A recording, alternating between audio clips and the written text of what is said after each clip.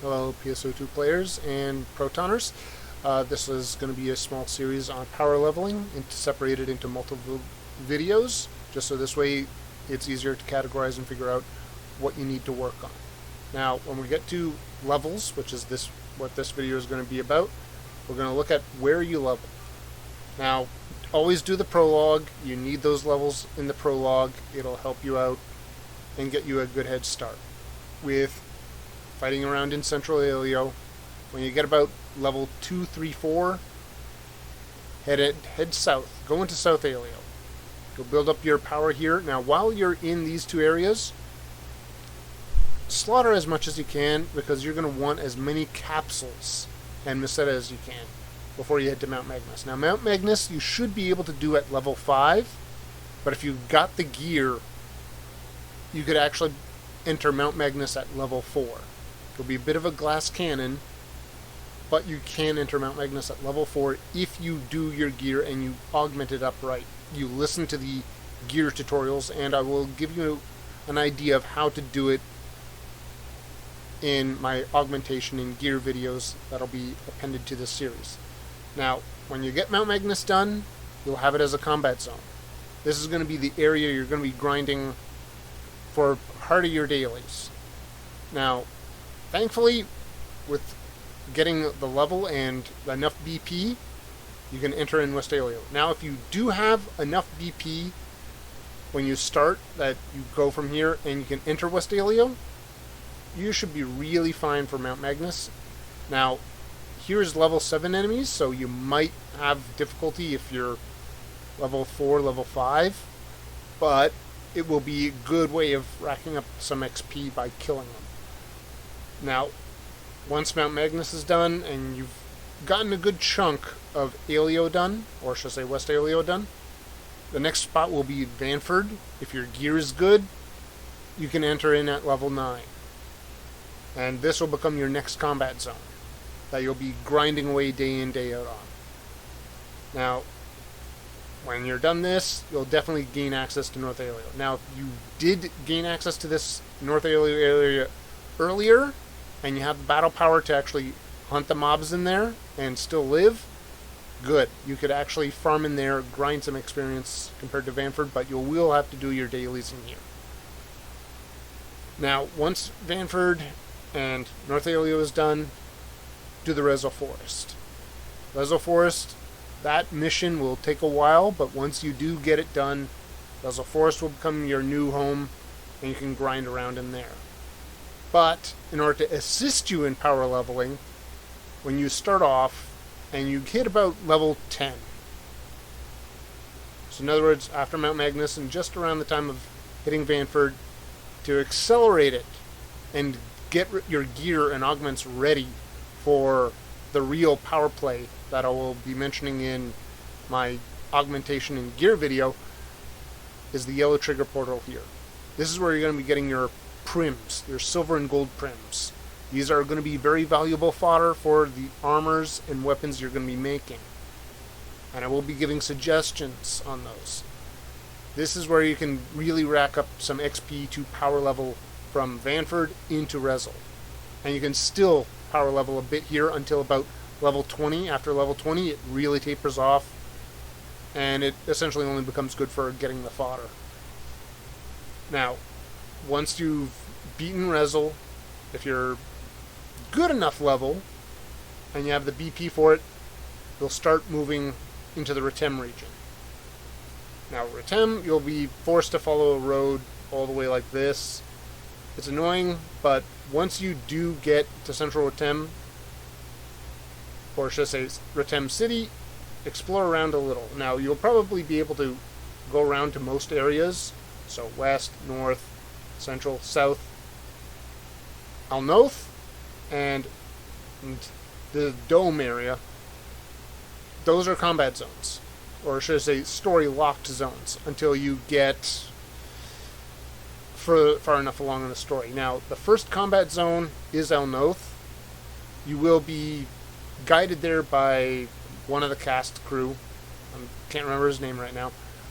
And he will unlock it, and once you do, you can do your combat zone here. This is where you grind. this is where you do your grinding. Now, once you progress further along in the story, you'll unlock the dome area and the dome's combat zone. Now, the combat zone is in the dome, so you got to play it a little bit smarter. Now, the dome combat zone is interesting, and it has a lot of mysteries to it, but it's still a good zone to play in. Now, Alnoth's combat zone is level 20. If you got the gear and it's done right, you can probably enter in at about level 18. This zone, at the beginning it's level 25. You might be able to squeeze in at about level 23 if you got the good gear. Now, once you've completed all the story quests, you'll unlock the rank 2s of here, which are both level 30. Now, if you've got the right gear, yes, the right gear, you could enter those combat zones, rank 2, at level 26. You can enter those zones at level 26, you'll be a glass cannon, but you're going to rack up a lot of XP and Meseta by doing so. Just make sure that you do contribute. Don't be, a lame duck just sitting there leeching the XP and the gear. Don't. Actually contribute. This is one reason why your gear is going to be important. Everyone believes that levels is key. It's not. It's the BP is king. It'll be determining your access to events and whether you do damage to an enemy or not. I am not joking. Your BP is going to be king. So if you augment out yourself right, you could enter in Alnoth and the lower levels at level 26, at both of them at rank 2. And then you'll be able to power level yourself up into the rank 3 combat zones here in Alio, and then rank 2 Rezel.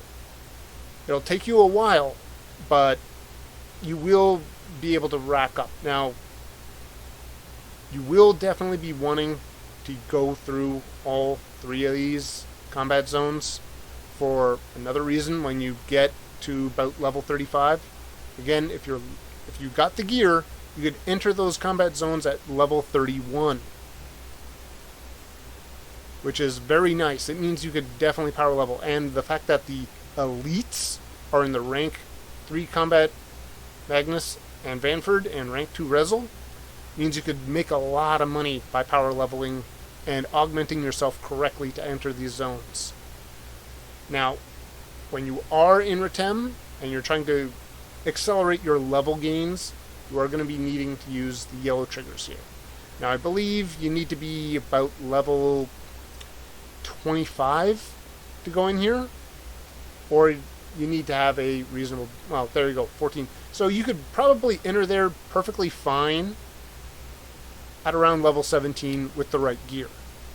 And that will actually power level you all the way up to, in fact, if I can recall correctly, the Retem Troopers yellow triggers can pay off well until about level 30 in terms of XP gains, but they only give Gold Prim Sword and Gold Prim Armor, and only one of each, so it's not as fodder giving as this, but XP wise, this one's the more promising one. Now, again, you're going to be needing to hop around between the two a little bit, but once you do get through, you should be fine. Again, this is just essentially covering the levels and areas that you're going to be going through.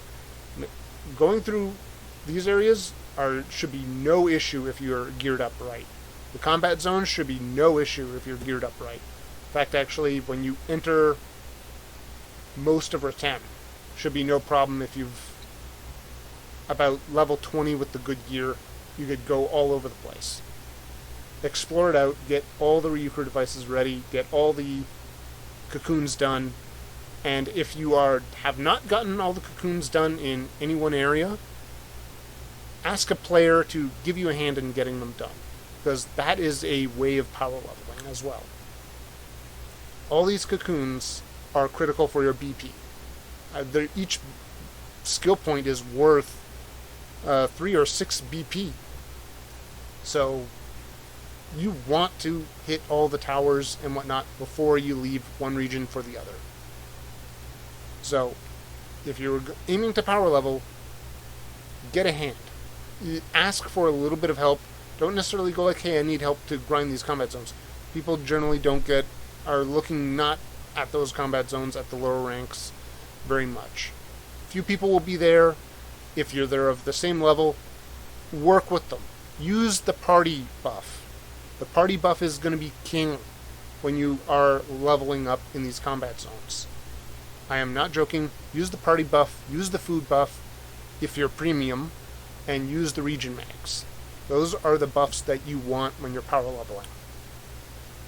So make sure that you got all region mags highlighted and that you've gotten an idea of all the food resources in each region, because those you're going to be needing for the food buff and for the region mags. And those buffs apply to all levels, whether you're level 1 all the way up to level 45 coming soon.